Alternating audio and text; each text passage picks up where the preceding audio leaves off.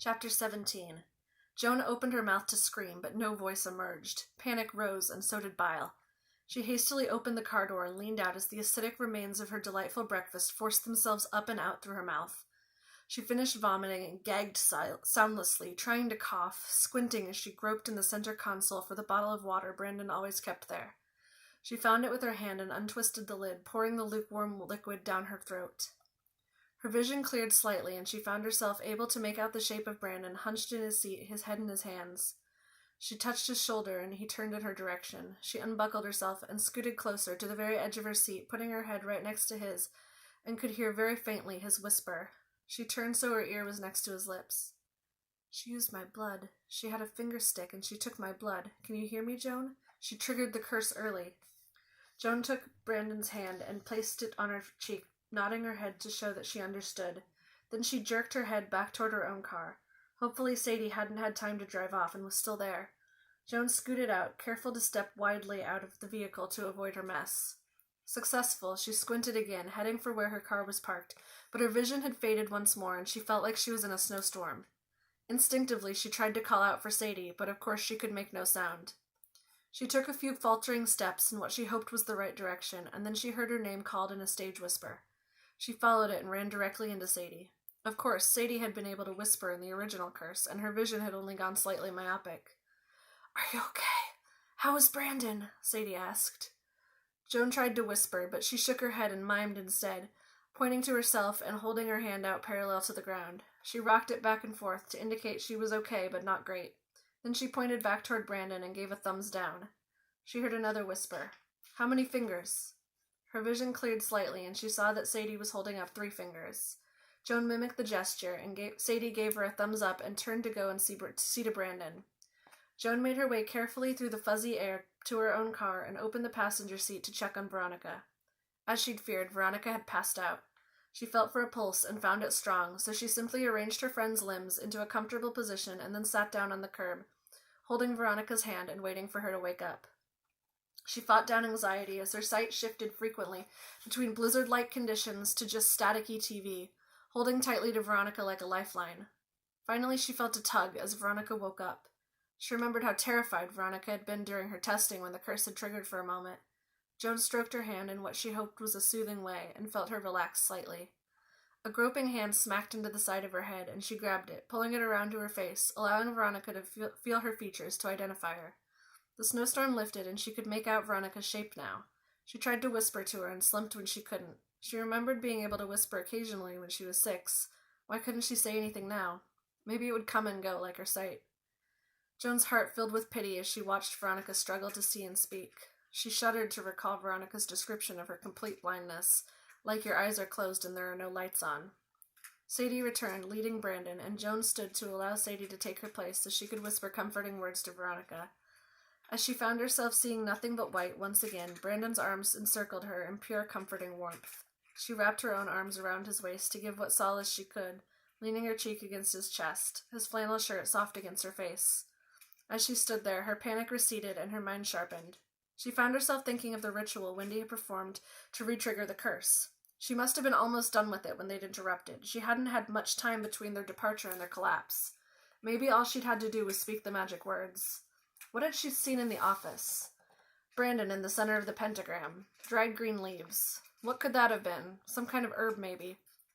She inhaled deeply, Brandon's scent soothing her. But there was another smell on her. She'd smelled it when she'd been come in. An aroma she'd never smelled there before because Jessica was so strict about it. Cannabis. And Ed was immune to the curse now. So was Susan. What did they have in common? They were both stoners. Joan pulled away from Brandon and tried to find Sadie. She hopped around, flailing her arms until someone grabbed her. She put her face very close to theirs, saw it was Sadie, and waved at her urgently. "What is it?" Sadie whispered. Joan lifted her hand to her lips, her fingers and thumbs together, and inhaled deeply in the universal sign for smoking weed. Sadie stared at her. "You want to get high? Now?" Joan sighed. How to get across that this was the answer? She mimed playing a guitar to indicate Susan. What would it represent Ed? How do you mimic ghost hunting? The only thing she could think of was to mimic Ed was to smoke pot, but she'd already done that. She tried shading her eyes and looking around, and then shivering as though she'd seen a ghost. Sadie just shook her head. Smoking weed, playing guitar, looking for something cold. I feel like I'm talking to Lassie. Just then Brandon got it. His face lit up, and he jumped up and down, too. He mimicked smoking a joint, just as Joan had. Joan pointed to Brandon in triumph. Sadie looked more perplexed. You want to smoke, too? Frustrated, Joan slumped, thinking furiously. Did it really matter if Sadie got it? As long as she just thought they wanted to get high, maybe she'd go and buy them a joint. If they smoked, maybe it would lift the curse. Whether Sadie knew that's what they were doing was irrelevant. Joan pulled a 20 out of her pocket and handed it to Sadie. She smoked her pretend joint again and then pointed up the street where she knew there was a dispensary. Seriously, you want me to go over there and buy you some pot? Right now. Joan nodded emphatically. Her sight was going blank again, but she hoped Brandon was reinforcing the message. Fine, Sadie whispered. I'll be back soon. Relieved, Joan grabbed Brandon's hand and squeezed it tight. Then she thought about Veronica, sitting alone in the car, and pulled Brandon in that general direction. Her searching hand found the open car door, and she followed its shape until she reached empty air. She gently waved her hand back and forth across the opening, finally hitting soft, yielding flesh. Oops. Joan removed her hand from Veronica's breast, following her arm down to the hand. She clasped Veronica's hand in her left, Brandon's in her right, and settled in to wait. As Joan sat cross-legged on the sidewalk, her mind began to drift. She closed her eyes to give her shifting sight a break. She focused on breathing evenly, in and out. In and out. Her body felt like it was expanding, her limbs filling with air, and herself floating off into the wind. Time stood still. It could have been a minute or an hour. Okay, well, Sadie told her later that it was about 15 minutes. But Joan couldn't tell. She felt so calm. When Sadie returned, Joan felt Brandon stand up, and she simply flowed upward into a standing position. According to Sadie, it looked super awkward, but Joan couldn't tell. She felt so graceful. She dropped Brandon's hand and smiled serenely. Sadie said it was creepy, like the smile of a Victorian doll, at everything around her. Her eyes remained closed as, without missing a beat, she walked straight to the back door of her car, her hand going straight to the handle, and she opened it up. She slid in, moving all the way to the other side to make room for Brandon. She listened as Sadie got into the driver's seat, clicked open the plastic tube containing the joint, and flicked the lighter a couple of times. She listened to the hiss of Sadie's inhale, breathed in the sweet smoke as it filled the air in the car. Heard Sadie say, not whisper, "You want some Holy crap, I can talk! And see, clearly! Take a hit, I think the weed's making the curse go away!" She heard another inhale, and Veronica whispered, "It's fuzzy, but I can see a little. Can you hear me?" "I can hear me a little." Veronica coughed, and Joan heard the faint sound of a water bottle unscrewing. She listened as Veronica glugged, and her coughing subsided. She felt Sadie's long-nailed hand grab hers and gently wrap her fingers around the joint. She held it to her lips and breathed in, forcing the harsh smoke past her raw throat, filling her lungs with it and holding it in for a long moment. She exhaled with a whoosh. Her sight was still a little blurry, but much clearer. She opened her mouth and tentatively spoke. "Can I talk?" She could talk! "I can talk!"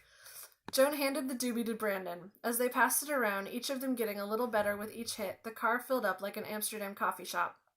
Sadie, the least cursed of the group, had recovered fully from just one toke. Brandon needed 2, and Joan took several. If she was being totally honest, she smoked a little more than she needed to. It had been a stressful couple of days. Finally, as Veronica smoked the dregs of it, she declared herself back to health as well. Joan glanced out the window and saw 2 police officers entering the bar. "Hey, the cops are here. Did you call them, Sadie?" "Oh yeah, should we go in and see what happens?" "Let's roll down the windows and let it air out in here first," Brandon said. "I know pot's legal now, but I still feel weird about hotboxing in front of cops." They rolled down the windows and sat for a minute, each lost in their own thought. Veronica broke the silence. "What about the others? Has anyone heard from Ed?"